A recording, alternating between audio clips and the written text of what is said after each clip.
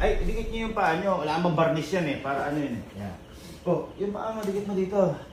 Dikit mo. Ayan. Tapos yan. Tapos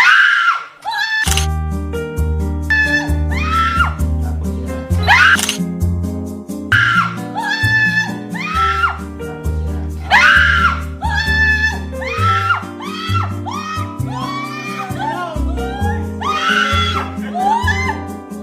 Sino master mo? Pangalan? Ano pangalan master mo? Pangalan? Ano pangalan?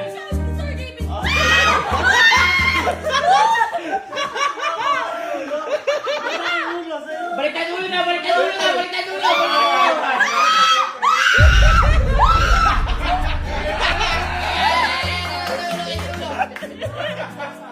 Ikaw, natatakot ka ba? Oo, takot ako. Pero tinatago mo yung takot na para sa kanya. Eh kasi kung alam mo wala si Chico eh. Oh.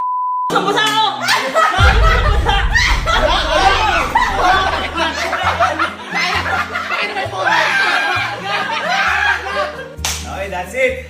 Uy! Eh! Ha? Teka lang.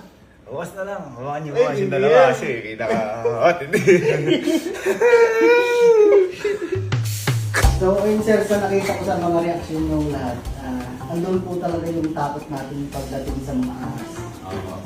Pero given po kasi yan, yung mga fear natin sa snakes is cultivated. Ibig sabihin, nakuha lang natin sa mga napapanood natin dati. Especially mga malalaking ahas na pinapalabas sa TV, yung sa may aeroplano. Pero sa totoo naman po, katulad yan yung ginamit natin kanina, ginagamit po siya for education sa mga schools, sa elementary schools. Yung ginawa po natin kanina is, tinignan natin kung takot talaga kayo. Opo. Actually, yung mga tinuruan tayo, sir, na sa lahat po ng nahuli naming ahas or nirescue naming ahas, kami po ang humabol, walang humabol sa amin. Kasi mas malaki tayo sa kanila, ang tingin nila sa atin is predator tayo.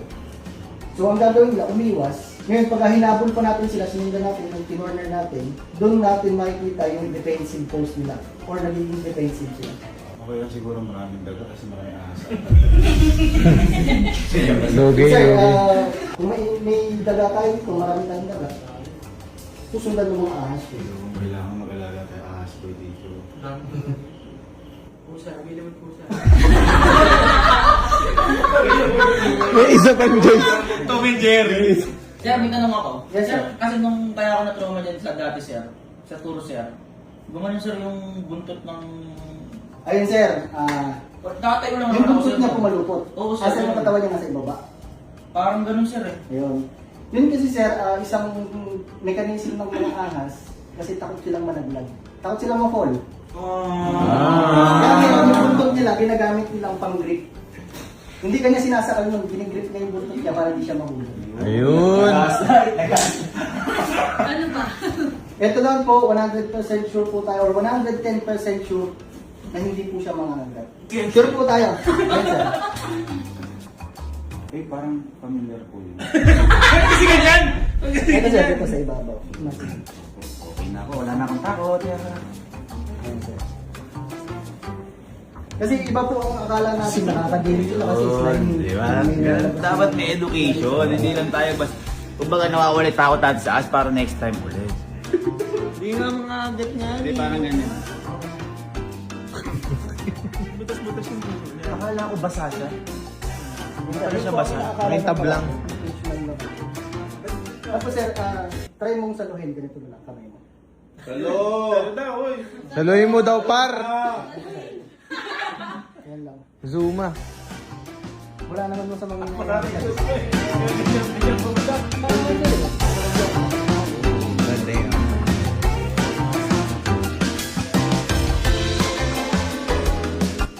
Gulat ka next week. May alaga siya, no? Sir, wait lang, ah. Sige sir. Kasi picture.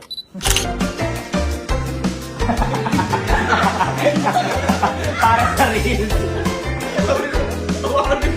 Okay lang, eh. Oo. Yung mga ganitong may piping, mga butas na ganito, patayo po. Kasi as long as nakahiga po ito, mapapasukan po ng ahas yan. Uy, pasok ka, Ton. Ayan, sila eksperto dyan. Yan, katulad yan sir, yung mga ganito yung tsura po ng area is... Ay, ayun yung kinatatakutan ko. Thank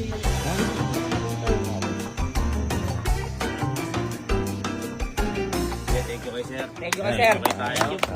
Thank you kay sir. Thank you kay sir doon. Thank you sir doon. Thank you kay Ma'am Pao.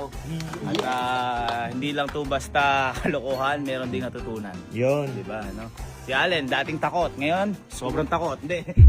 Dating takot. Ngayon, Okay na. okay. Okay na. Nawala na. Kasi nakahawa ka na. Nakahawa. Parang ikaw, boy, para sa'yo talaga to. Kaya ginawa ko.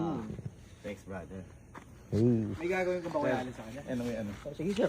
Lagay mo, sir. Ay! Yeah! Ikaw, ano? Meron kang gagawin. Meron May ka. gagawin ka. Kamay mo.